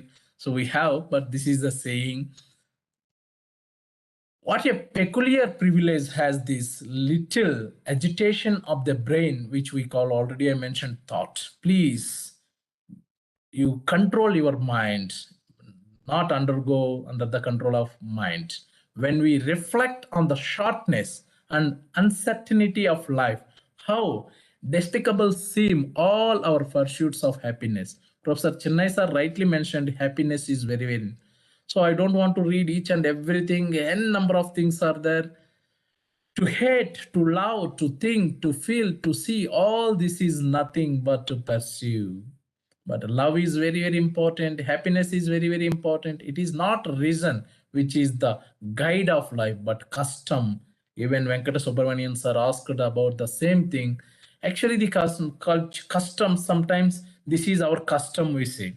Suppose whenever someone Atidhi Devo Baba, it is our custom. Whether enemy also in the form of a guest, it is our duty. Ranti Dev, I read during my school days, how nicely, very wonderful moral story. Birbal and Akbar, n number of stories we have. We have our own Indians. We have recently I read one article. One of film star visited UK.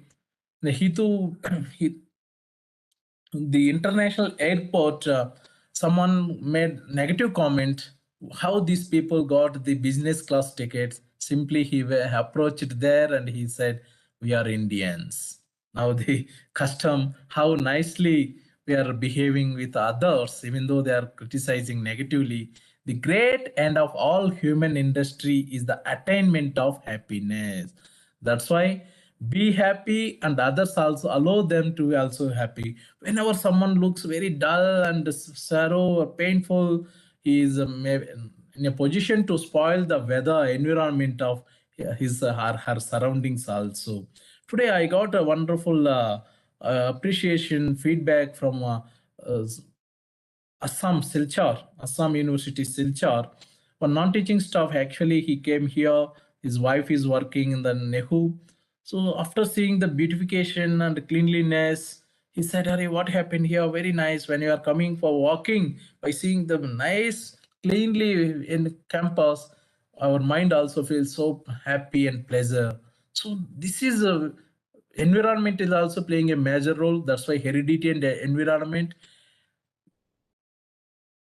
Next, a purpose, an intention, a design strikes everywhere, even the careless, the most stupid thinker. So a purpose, an intention, a design strikes everywhere, even the careless. So carefulness is very, very important. Carelessness, it is harder to avoid hear censure than to gain applause. Sometimes it is your duty to not agree politely, whatever the people they may disagree with you. It is your duty to agree those things or avoid those things, disagree those things in the politely instead of argument. Men often act knowingly against their interest. This is common. Men often act knowingly against their interest. There is a, again, whenever I have time while taking classes, I say, ఆడువారి మాటలకు అర్థాలే వేరులే. There is one saying in again Telugu language, when lady or woman said yes means no, no means yes. We the cultural thought then, but it is not right always. We cannot generalize. So men here often act knowingly against their interest. So in general, this is a common nature.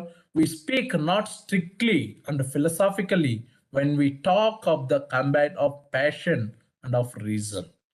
So this is also very, very important. Abstract relations of ideas are the object of curiosity, not of fear.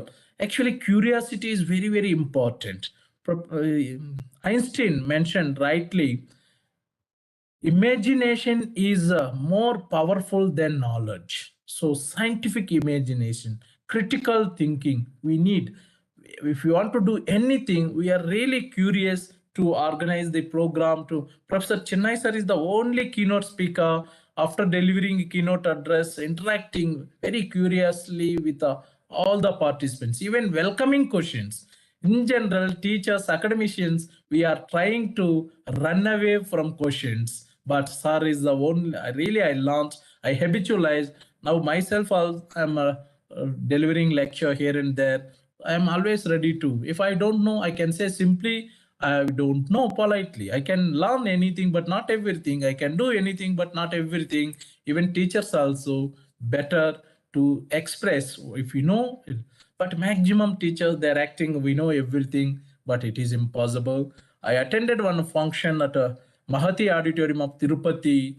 Akkineni Nageswara Rao Dada Falke Award and father of Nagarjuna, extraordinary person, no more right now. No, he mentioned, I don't know acting. Was the Dada Falke awardee, but he mentioned, I don't know acting, I am very simple person. See, this is we want to learn this type of lessons. It is possible for the same thing, this one I told, maybe may not be in the same way. It is possible for the same thing both to be and not to be. So it is very, the richest genius, like the most fertile soil, when uncultivated, shoots up into the rankest weeds. Professor Chennai sir and myself, we are discussing what the Andhra Pradesh government, they are giving financial support, providing the farmers, those who are not doing even cultivation. So now thousands and lakhs of acres of land in Andhra Pradesh and not in a position to cultivate. If it continues years and years, there may be a chance of food shortage in future. So this is most fertile land also, soil not in a position to utilize in a proper way, people laziness, even the comfortable zone. What in the video they mentioned very nicely, eagle video, we are always trying to be in the comfortable zone. Many people they're asking, till date I don't have here in the workplace, at home we have car, but here no two-wheeler also. I would like to walk minimum 7 kilometers per day minimum. So this is I learned from Professor Chennai sir, be simple and do your duty. When you are walking, automatically you are saving, you are not doing any contributing pollution. So you are saving your fuel, you are saving your energy and consuming your energy and health. So many advantages, better to be simple life. Nature, being just like in nature, hypothetical liberty is allowed to everyone who is not a prisoner and in chains. Everyone, irrespective of place and is the heights of popularity and patriotism are still the beaten road to power until this one already I mentioned. So this type of things is nothing is more surprising than the easiness with which the many are governed by the few. This is also happening. All power, even the most despotic, rests ultimately on opinion. So here, opinion here we are using in research. Questionnaire we are using. Attitude rating scale we are using. The opinion may be different, but the better respect the opinion of opponent also. This is their opinion. My opinion is different. Before joining NEHU, I have some opinion on Northeast. Many teachers they said at Sri Venkateswara University, don't go and join. Northeast is not safe for you. But after coming here, really I'm happy. No person is in a position to disturb you. Nothing. Everyone is busy with their own way. Even I can say proudly here, boy and girl they can go together, but if the same thing happen in southern parts of India, especially in Andhra Pradesh also, they look differently. But here, if you don't have boys, if you don't have girlfriend, girl, if you don't have boyfriend, that is maybe a wrong. But in other, but because it is a natural, the maximum love marriages, 90 no dowry, so many good things we can learn from this Kasi society, matrilineal society, and many other culture. Generally speaking, the errors in religion are dangerous. Already I mentioned those in philosophy only ridiculous. So a little philosophy makes a man an atheist. A great deal converts him to religion. Actually, according to religion, Dr. Srutasini Gogoi ma'am is a religious philosopher. Way of life. Religion is a way of life, nothing more than that. Superstition is an enemy to civil liberty. It is not good, but still we can see some people, some areas, they have some superstition. Even in Andhra Pradesh, some I think is a Vishakhapatnam, Manyam areas we are calling, and Chhattisgarh and UP, Bihar, even Kerala. What happened recently? The lady, she killed her own husband because of this superstition. They are going to get some wealth. That's why they human. So this type of things are happening. It is not good. So we are on time. Just I show you only 1 minute video of a skepticism. Here, question everything. That's why I'm always mentioning what to do, when to do, where to do, why to do, whom to do, how to do, what to learn, everything, whatever you want, always 5 W's and 1 H. Just for 1 or 2 minutes, then we'll go for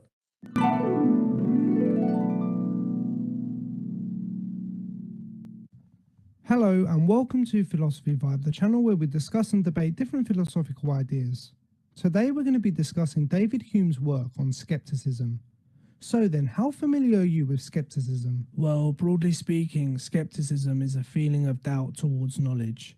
the idea that we cannot have any true or meaningful knowledge of the world or of reality as a whole.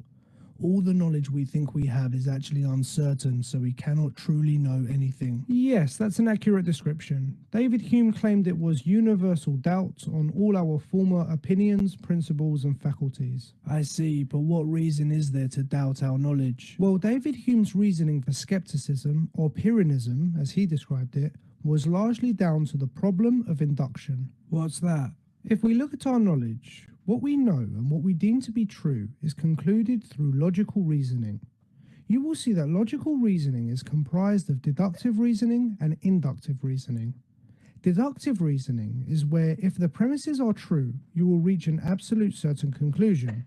So if A equals B and B equals C, therefore A equals C. However, inductive reasoning is when if the premises are true, you will reach a probable conclusion, but it is not certain.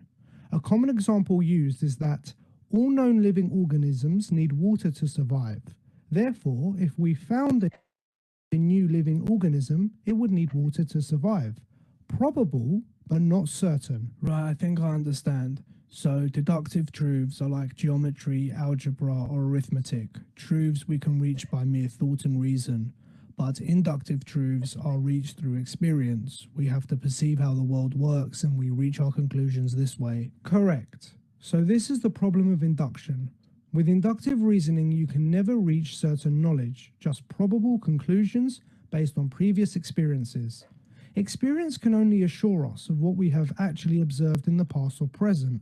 We cannot reliably generalize beyond this.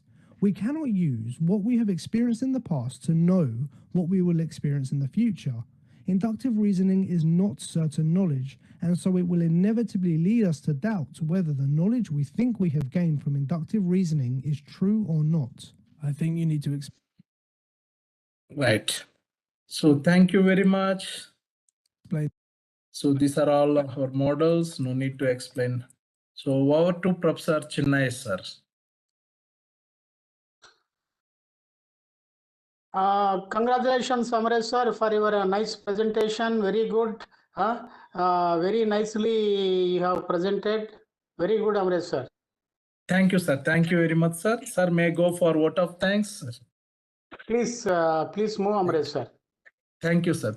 Thank you for Professor Chinnai, sir. Wonderful keynote address and interaction.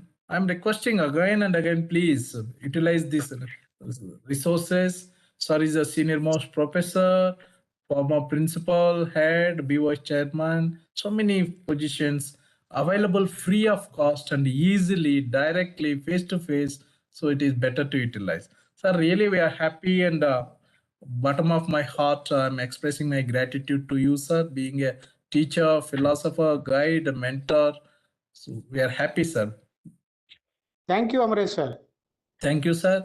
Professor Prabhasankar Sukla, sir, Honorable Vice Chancellor, NEHU, for motivating me, giving support and recognition.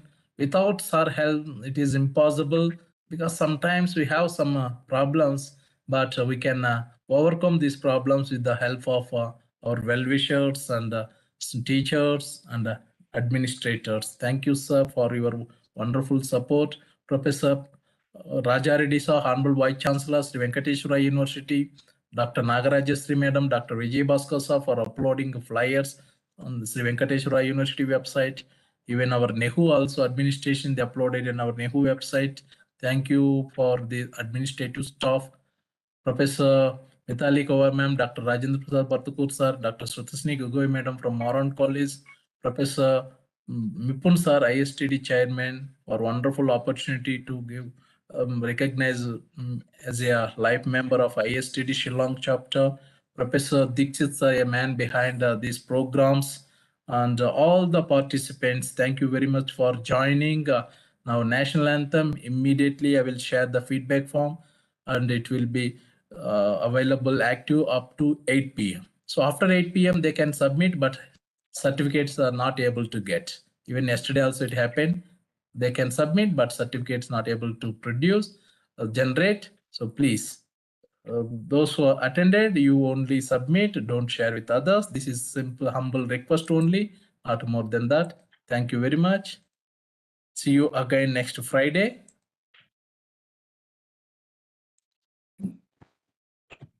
जनगण मन अधिनायक जय हे भारत भाग्य विधाता पंजाब सिंध गुजरात मराठा द्राविड उत्कल बंगा विंध्य हिमाचल यमुना गंगा उच्चल जलधि तरंगा तव शुभ नामे जागे तव शुभ आशीष मांगे गाहे तव जय गाथा जन गण मंगलदायक जय हे भारत भाग्य विधाता जय हे जय हे जय हे जय जय जय जय हे Jai Hind. Thank you. Please submit your feedback form. After submission, please check also whether you are getting your certificate or not. So now I'm locking the meeting. No one can enter after this time. Please.